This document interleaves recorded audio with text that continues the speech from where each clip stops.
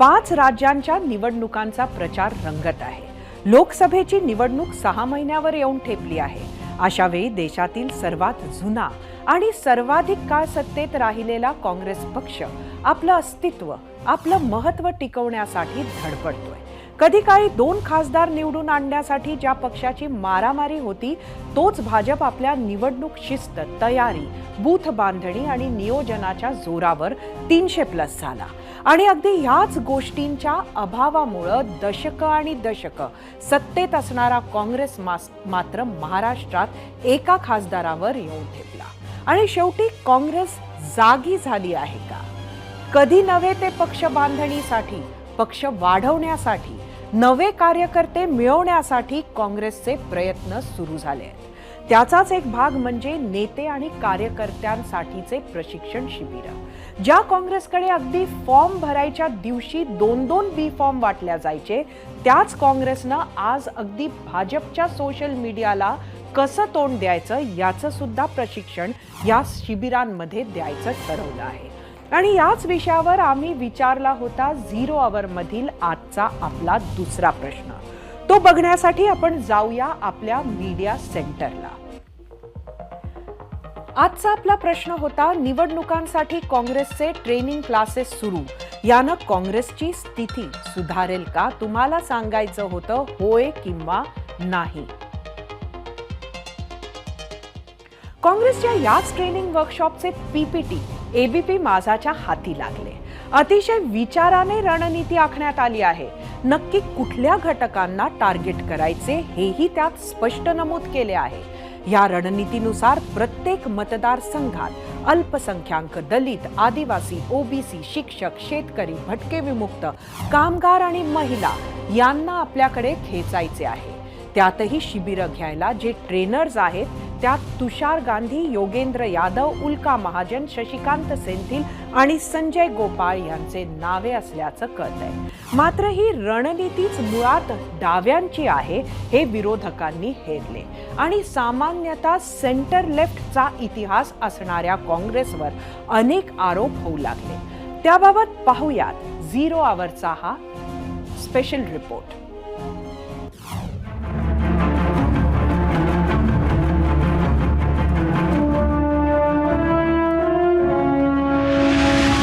दोन 2014 पासून उतरती कळा लागलेला काँग्रेस पक्ष पुनर्बांधणीसाठी प्रयत्न करतोय। त्याचाच एक भाग म्हणजे नेते आणि कार्यकर्त्यांसाठी वेगवेगळ्या राज्यात सुरू असलेलं प्रशिक्षण शिबिर। साधारण 2 वर्षांपूर्वी काँग्रेस कार्यकारिणीत अशा पद्धतीनं प्रशिक्षण देण्याचा निर्णय घेण्यात आला होता।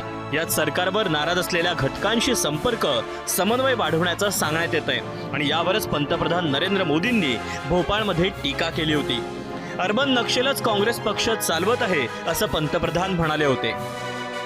अब कांग्रेस एक ऐसी कंपनी बन गई है, नारों से लेकर नीतियों तक हर चीज आउटसोर्स कर रही है। और ये ठेका किसके पास है जानते हैं? कांग्रेस का ठेका अब कुछ अर्बन नक्सलियों के पास है। कांग्रेस में अब अर्बन नक्सलियों की ही चल रही है। भाजपला टक्कर देण्यासाठी काँग्रेस कार्यकर्त्यांना तयार करणं यावर प्रशिक्षणामध्ये भर दिला जातोय। सरकारवर नाराज असलेल्या घटकांना शोधून त्यांचं नेटवर्किंग तयार करणं, त्यासाठी एमपीएससी, यूपीएससी सारख्या स्पर्धा परीक्षेतील नाराज विद्यार्थ्यांशी संपर्क ठेवणं, सोशल मीडियाचा चांगला वापर, इन्फ्लुएन्सर्स, यूट्यूबर यांची मदत घेणं, कायदेविषयक सेवा देणारी यंत्रणा उभी करणं, अशा काही मुद्द्यांवर भर दिला जातोय।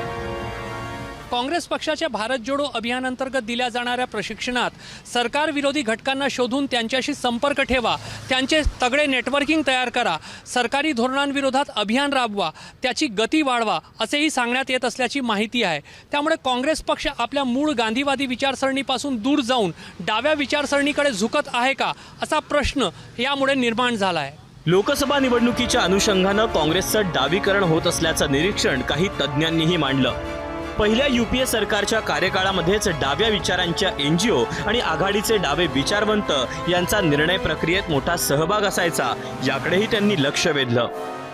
गेल्या 8-10 वर्षात भाजपाचं जसं एक प्रकारे काँग्रेसीकरण होतं आहे असं म्हणतात, तशाच पद्धतीने काँग्रेसवर सुद्धा डाव्या पक्षपद्धतीचा किंवा विचारपद्धतीचा मोठा परिणाम होतो आहे. हे अभ्यास केला तर आपल्याला लक्षात येतं. आणि गेल्या वर्षभरातच जर आपण एकंदर पाहिलं तर आगामी ज्या लोकसभा निवडणुका आहेत 2024च्या, त्याच्यामध्ये कोणते मुद्दे चर्चेला यायला हवे जेणेकरून राजकारण काँग्रेसच्या दिशेने फिरेल. निश्चितपणे आपल्याला दिसून येतं की थोडा तो मूळ विचारांपासून पलीकडे जाऊन काँग्रेस पक्ष आलेला आहे. आता निवडणूकच ठरवतील की त्याचा त्यांना फायदा होतो की तोटा होतो. काँग्रेस पक्षाला मात्र हे आरोप मुळीच मान्य नाहीत. भारत जोडो यात्रा असो किंवा त्यानंतरचं नियोजन, काँग्रेसची रणनीती काँग्रेसचेच नेते तयार करतात. सध्या मोदी स्वतः अडचणीत असल्यानं ते आणि भाजप चुकीचे आरोप करत असल्याचं काँग्रेसचं म्हणणं आहे. ही पुन्हा एकदा दिशाभूल करण्याचा प्रयत्न आहे पंतप्रधानांचा. काँग्रेसमध्ये प्रशिक्षण हे 1885 साली जेव्हा अस्तित्वात आलं काँग्रेस, त्याच्यानंतर प्रशिक्षण हे कॉमन आहे. त्यामुळे हे आरोप मोदीजी का करतात याचं कारण असं आहे की मोदीजींना आता तोंड नाही लोकांना दाखवायला की तुम्ही जे वचनं दिले, जे आश्वासनं दिले, त्यातलं एकही आश्वासन पूर्ण झालेलं नाही आहे. त्यामुळे ते अशा पद्धतीचा कुठंतरी मतभेद निर्माण करणे, विद्वेष निर्माण करणे, संभ्रम निर्माण करणे, खोटं बोलणे, जुमले देणे, हे मोदीजींचं जे आहे ते सगळं स्वरूप उघडं पडलेलं आहे. खरं तर काँग्रेस ही सेंटर लेफ्ट अशा भूमिकेत नेहमी राहिली आहे. मात्र मोदींच्या भोपाळच्या वक्तव्यानंतर काँग्रेसचं डावीकरण होत आहे यात तथ्य असल्याचं भाजपचे नेते सांगतायत. काँग्रेस स्वतःच्या विचारसरणीपासून दुरावल्याचा आरोप भाजपनं केलाय. काँग्रेसला सत्तेमध्ये पोहोचण्याची घाई झाली आहे. दुर्दैवाने त्यांना असा वाटतंय, भीती वाटतंय की उत्तर प्रदेशमधून आपण साफ झालो, बिहारमधून साफ झालो आणि त्या घाईमध्ये ते कोणाचीही मदत घेत आहे. त्या घाईमध्ये कोणतीही विचारधारा ती पत्करत आहे. लेफ्टिस्ट डावे विचार. आता हे डावे विचार जे आहे यांचे विचार तुम्हालाही माहीत आहे की डावे विचार हे नेहमी हे रशिया किंवा चीनला धार्जिणे राहिले आहे, कम्युनिस्टाला धार्जिणे राहिले आहे. आता या डाव्या विचाराची का मदत घेतली जात आहे हे त्यांना माहीत. 1984 साली शीख अंगरक्षकांनी पंतप्रधान इंदिरा गांधींची हत्या केली. त्यानंतर झालेल्या लोकसभेत काँग्रेसनं विक्रमी 400च्या वर जागा जिंकल्या होत्या. त्यानंतर 30 वर्षांनी काँग्रेस 44 जागांवर घसरला. आता 40 वर्षांनी म्हणजे 2024 साली ही घसरण थांबवण्याचा काँग्रेस प्रयत्न करतोय.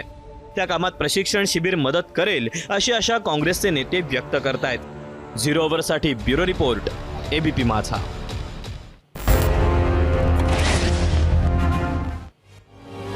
वातावरण निर्मिती कशी करायची ह्यापासून तर जनतेशी संवाद नक्की कसा आणि कशावर साधायचा ह्याचेही ट्रेनिंग आत्ताच ह्या पीपीटीत आहे.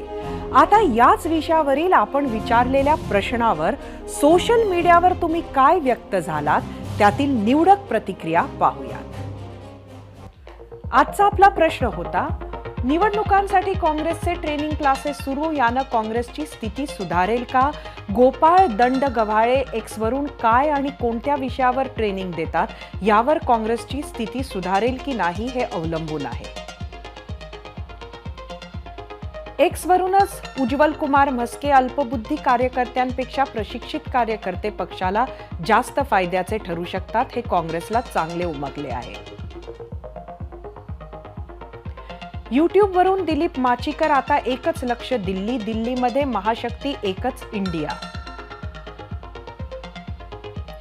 यूट्यूबवरून नवनाथ, काँग्रेसने जर मराठा आरक्षणाला साथ दिली तर काँग्रेसलाच मराठा समाज साथ देईल. फेसबुकवरून अनंत बोरसे, बदलती राजकीय हवा पाहता येणाऱ्या निवडणुकीत काँग्रेसला सुगीचे दिवस येत आहेत. इंस्टाग्रामवरून विकास पोटे, नक्की सुधारेल, क्लास घ्यायची गरज नाही, लोकांना आता अच्छे दिन नको, पुराने दिन चाहिए. इंस्टाग्रामवरून सुनील लोखंडे, यावरून समजते काँग्रेसमध्ये लढण्याची ताकद नाहीये, नवख्यांना ट्रेनिंग देणे सुरू आहे, काँग्रेसची स्थिती सुधारेल असं वाटत नाही. इंस्टाग्रामवरून भूषण सोनावणे, कितीही क्लासेस केले तरी काँग्रेस निवडून येऊ शकत नाही, ते निवडून येतील तर भाजपच्या कर्मामुळे. इंस्टाग्रामवरून अक्षय वालगुडे, काँग्रेसला ट्रेनिंगची गरज नाही, त्यांनी फक्त रोडवर उतरून लोकांपर्यंत जाण्याची गरज आहे. असे झाल्यास 2024चे केंद्रातले चित्र वेगळं असू शकते. फक्त जमिनीवरच संपर्क नाही तर सोशल मीडियावरील इन्फ्लुएन्सर्सला कसे जोडायचे आणि सोशल मीडियावर कसे नेटवर्किंग करायचे याचेही धडे सध्या दिल्या जात आहे आणि दिल्या जाणार आहेत. याच सोशल मीडियाच्या माध्यमातून तुमचा कौल आम्ही मागितला होता, तो पाहूयात आणि त्यासाठी जाऊया आपल्या पोल सेंटरला. आजचा आपला प्रश्न होता, निवडणुकांसाठी काँग्रेसचे ट्रेनिंग क्लासेस सुरू, यानं काँग्रेसची स्थिती सुधारेल का? एकूण यूट्यूबवर 11,000 मतं, 81% लोकांनी होय म्हटलंय, 19% नाही म्हटलंय. एक्स वरून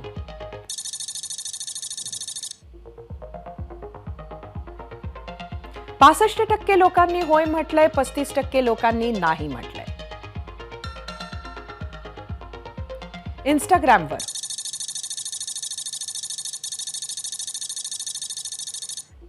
60% लोकांनी होय म्हटलंय, 40% नाही म्हटलंय. फेसबुकवर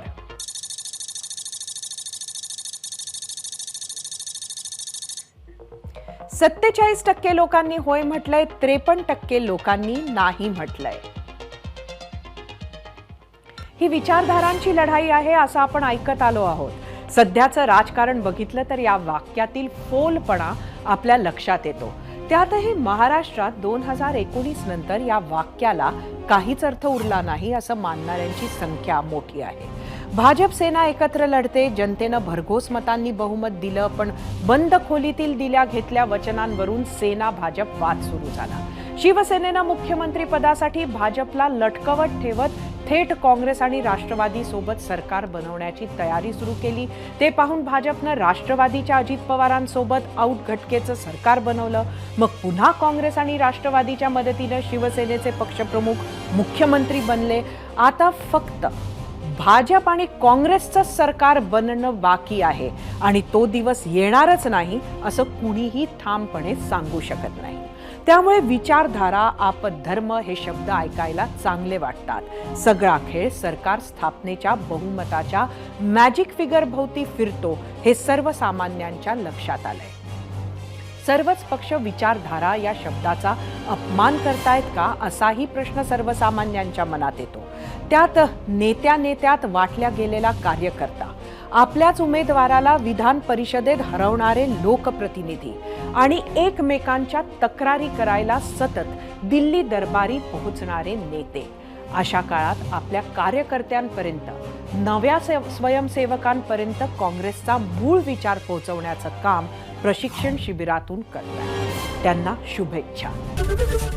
एबीपी माझा, उघडा डोळे बघा नीट.